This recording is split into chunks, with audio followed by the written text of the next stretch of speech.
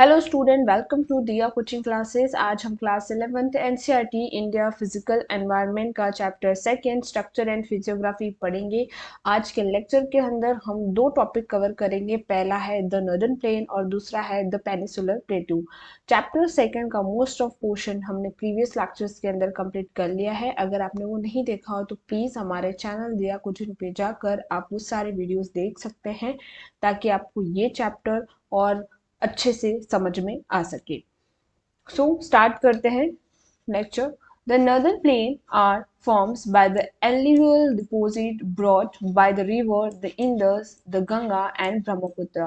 मतलब यहाँ पर कह रहा है कि जो हमारा नॉर्दर्न प्लेन है वो फॉर्म किससे हुआ है, जो एल्यूवियल डिपोजिट्स जो है वो किसके द्वारा, the Indus river system, the Ganga system, the Brahmaputra system के थ्रू। ये जो रिवर्स हैं काफ़ी ज़्यादा इरोजन करती हैं, क्योंकि जब ये माउंटेन्स के थ्रू फ्लो करके आती हैं तो ये बहुत ज़्यादा फास्ट फ्लोइंग रिवर्स है, राइट। तो उनकी वेलोसिटी बहुत ज़्यादा होती है जिसकी वजह से काफ़ी ज़्यादा ये इरोजन करती हैं।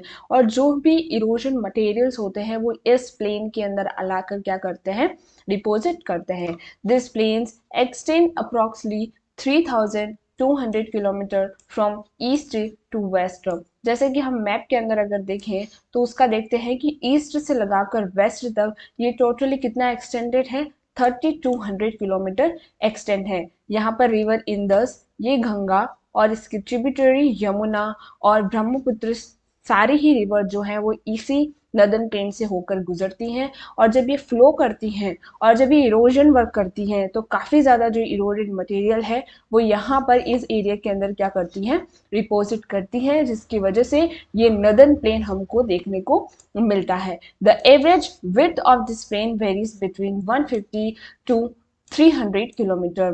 तो यहाँ पर जो विड्थ बता रखी है वो बिटवीन बता रखी है, कहीं पे ज़्यादा विड्थ होती है, कहीं पे कम विड्थ होती है, right. The maximum depth of the alluvial deposit varies between 1000 to 200 metre. देखिए, जब हिमालयस फॉर्म हुए थे, जब इंडो ऑस्ट्रेलियन प्लेट जो थी वो यूरेशियन प्लेट के दोनों ही जो प्लेट, जैसे कि यहाँ पर देखें हम, तो ये हमारी कौन सी प्लेट होगी, यूरेशियन प्लेट होगी। और ये हमारी इंडो ऑस्ट्रेलियन प्लेट होगी, राइट। ये वाली इंडो ऑस्ट्रेलियन प्लेट होगी। अब ये दोनों जो प्लेट है जब टकराई थी तो यहाँ पे कन्वर्जन जब हुआ था दोनों प्लेटों का तो ग्रेट हिमालयस बने थे। क्या बने थे, ग्रेट हिमालयस बने थे। और ये दोनों प्लेट इतनी ज़्यादा फोर्स से कन्वर्ज हुई थी कि हिमालय तो बने, लेकिन कुछ पार्ट जैसे कि ये हिमालय फॉर्म हुए थे, लेकिन फॉल्स क्योंकि क्रिएट होते हैं जब प्लेट टकराती हैं तो इस तरह से ये क्या होते हैं, फॉल्स बनते हैं। तो यहाँ पर हिमालयस तो बने थे, लेकिन जो आज हम नॉर्दर्न प्लेन देख रहे हैं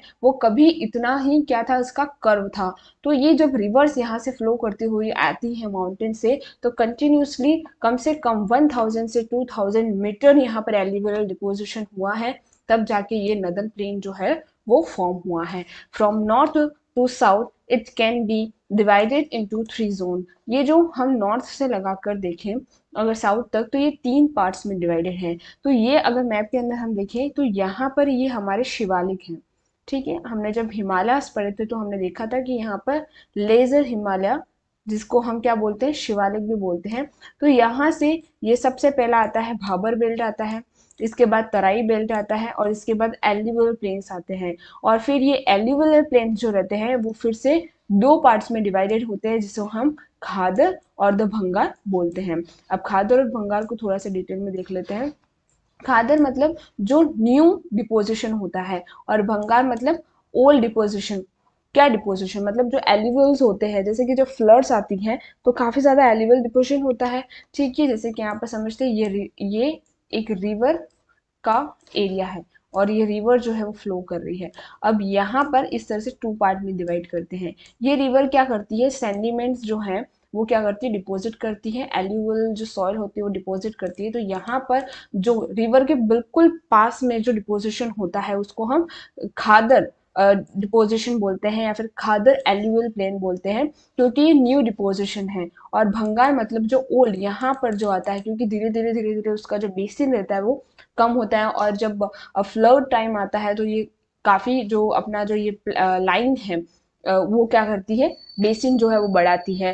Bhabar is a narrow belt ranging between 8 to 10 kilometre parallel to the Shivalik. जैसा कि मैंने अभी आपको समझाया यहाँ पर कि ये जो शिवालिक है उसके पैरेलल पैरेलल 8 से 10 किलोमीटर ये जो रेंज है उसको हम क्या बोलते हैं, भाबर रेंज, मतलब भाबर डिपोजिशन बोलते हैं। इसके बाद ये जो वाला जो बेल्ट आता है उसको हम तराई बोलते हैं, और ये जो नीचे वाला आता है वो एल्यूवल जिसको हम बोलते हैं। ठीक है, तो ये तीन डिवाइड जोन के अंदर डिवाइडेड है। अब आगे चलते हैं हम।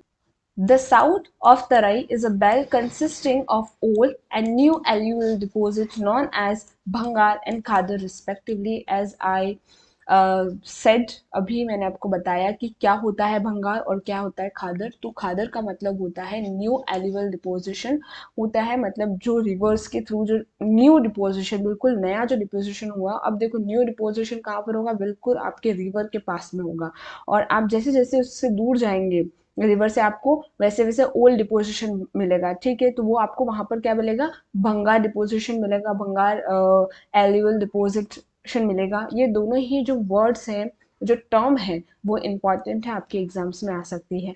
The Brahmaputra plain are also known for the river line island and sand bars. देखिए, आपने रिवर लाइन आइसलैंड्स क्या होते हैं मैं बताती हूँ। Brahmaputra is one of, this is a physical feature of Brahmaputra. जो रिवर है ब्रह्मपुत्र वो इस तरह से आती है। ठीक है, तो ये जो रिवर है जब इंडिया के अंदर एंटर करती है तो ये रिवर जो है काफी छोटे छोटे इसके अंदर आइसलैंड्स बने हुए, इस तरह से आइसलैंड्स बने हुए, उसे ही हम क्या बोलते हैं, रिवर राइन। मतलब जो नदी के अंदर आइसलैंड्स हैं, छोटे छोटे आइसलैंड्स होते हैं, उसे हम क्या बोलते हैं, रिवर राइन आइसलैंड्स बोलते हैं और सैंडबार्स बोलते हैं। The mouth of this mighty river also form some of the largest deltas of world, for the example of famous Sundarban delta. जैसा कि आप सभी को पता ही है कि वर्ल्ड का सबसे लार्जेस्ट डेल्टा की अगर बात करते हैं तो वो हमारा सुंदरबन डेल्टा है, जो कि इंडिया के अंदर सिचुएटेड है। Otherwise this is a featureless plain with a general elevation of 50 to 150 above the mean sea level। तो अगर हम ग्रेट प्लेन की बात करते हैं तो उसका सी से, मतलब सी से एलिवेशन कितना है, 50 to 150 above mean sea level से ये इतना ऊपर है, तो ये इसका एलिवेशन है। बाकी यहाँ पर आपको कोई और फीचर्स नहीं मिलेंगे रिवर्स के अलावा। The state Haryana and Delhi form a water divide between the Indus and Ganga river system। तो जो, जैसे कि अगर इंडिया की मैप के थ्रू देखें तो यहाँ पर आप थोड़ा सा एक बार देख लीजिए, यहाँ ये इंडिया इस तरह से, ठीक है, ये इंडिया इस तरह से, यहाँ से हमारी इंडस रिवर जाती है, और यहाँ पर इसके 5 रिवर्स जो हैं, ट्रिब्यूटरीज जो है वो इसको यहाँ पर मिलती है, और यहाँ से जाती है गंगा, और ये इसके पैरेलल पैरेलल जो है यमुना जाती है, और वो इलाहाबाद में जाकर उससे मिल जाती है, राइट। तो यहाँ पर जो दिल्ली है और जो हरियाणा स्टेट है वो इन दोनों ही एक वाटर शेड का काम करता है। इंडस रिवर सिस्टम के लिए एक वाटर शेड और गंगा रिवर के लिए सिस्टम के लिए, दोनों के लिए ही एक वाटर शेड का काम करता है, वाटर डिवाइड का काम करता है। सो ये हमारा हमने पढ़ा नदन प्लेन रीजन। अब चलते हैं हम द पेनिसुलर प्लेटू पे। The peninsular प्लेटू rising from the height of 150 meter above the river plains up to an elevation of 600 to 900 meter is a irregular triangle known as a peninsular plateau। इसका elevation अगर आप देखते हैं तो वो 600 से 900 metre है। मीन सी लेवल से ही एलिवेशन को काउंट किया जाता है, चाहे वो हिमालय का हो, चाहे वो नदन प्लेन का हो, चाहे वो कोस्टल्स का हो। तो जो हमेशा जो एलिवेशन है वो सी लेवल से ही क्या किया जाता है, इसका जो काउंटिंग है या फिर मेजरमेंट जो है वो सी लेवल से ही होती है। इसकी जो राइजिंग हाइट है वो 150 मीटर अबव है रिवर प्लेन से।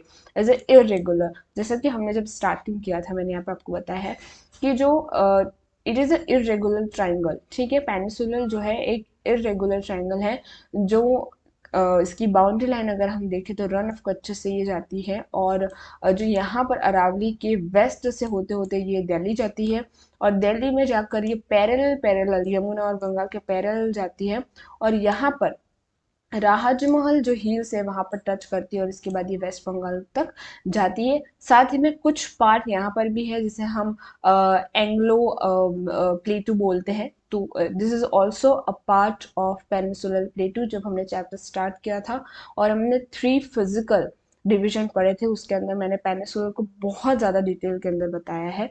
आप वो लेक्चर नहीं देखा हो तो प्लीज़ वो लेक्चर आप देख लीजिए। Delhi reach in the northern west, जिसे हमने बताया कि दिल्ली रीच जो है नदर्न वेस्ट के अंदर, एक्सटेंशन अरावली, अरावली का एक्सटेंशन मैंने बता दिया। The Rajmahal hills in the east, यहाँ पर हमारी राजमहल हिल्स है। गिर रेंज इन द वेस्ट, यहाँ पर हमारी गिर रेंज है। And the Cardamom hills in the south consisting the outer extent of the peninsular plateau। तो जैसे आप ये देख रहे हैं ये पूरा ही क्या है, हमारा पेनिसुलर प्लेटू है। ये पूरा ही पेनिसुलर प्लेटू, और इस पेनिसुलर प्लेटू के भी काफ़ी ज़्यादा डिवीजन है। जैसे कि यहाँ पर है जक्कन प्लेटू, यहाँ पर सेंट्रल है, ठीक है। और कुछ और काफ़ी सारे जो प्लेटूज है जिसको हम डिस्कस करेंगे, डिवीजन बाय डिवीजन करेंगे, ठीक है। आगे बढ़ते हैं। The peninsular India is made up of a series of Patland plateau such as Hazaribagh plateau in the Palamu plateau, the Ranchi plateau, the Malwa plateau, the Coimbatore plateau and the Karnataka etcetera. तो पेनिसुलर जो plateau है it is made of a series of different plateaus, जैसे कि पैटलैंड plateau हो गया, Hazaribagh plateau हो गया, Palamu plateau हो गया, रांची प्लेट्यू हो गया, मालवा प्लेट्यू होगा, कोयम्बतूर प्लेटू हो गया और कर्नाटक प्लेटू हो गया।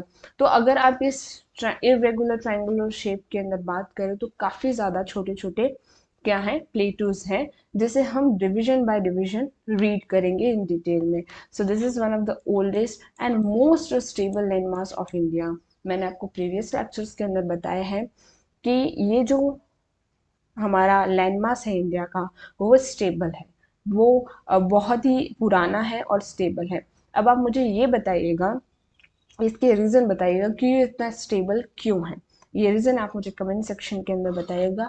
Y peninsular landmark is a stable landmarks of India, ठीक है। और कुछ एग्जाम्पल भी दे दीजिएगा उसके।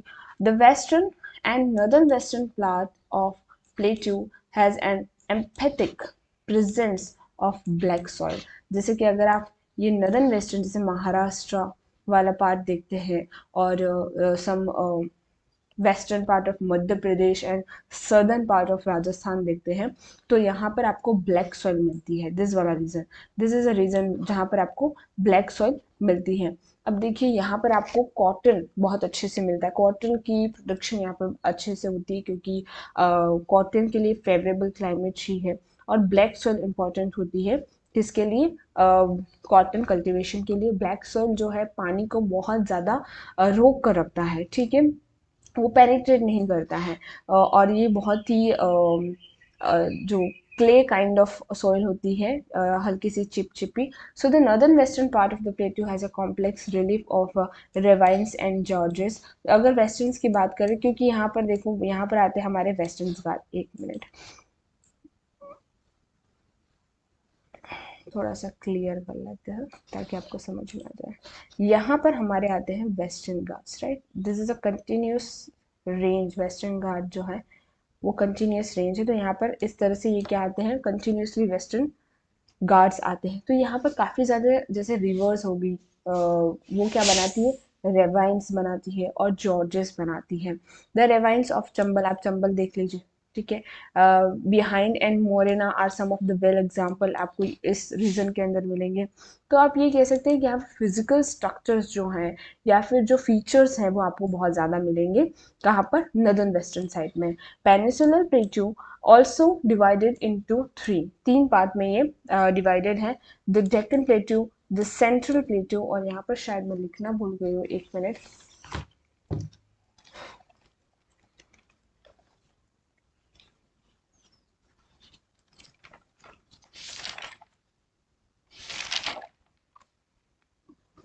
And northern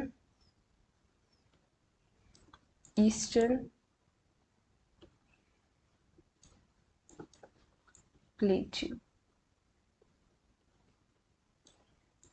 So in this three division, so we read this three division in the next lecture.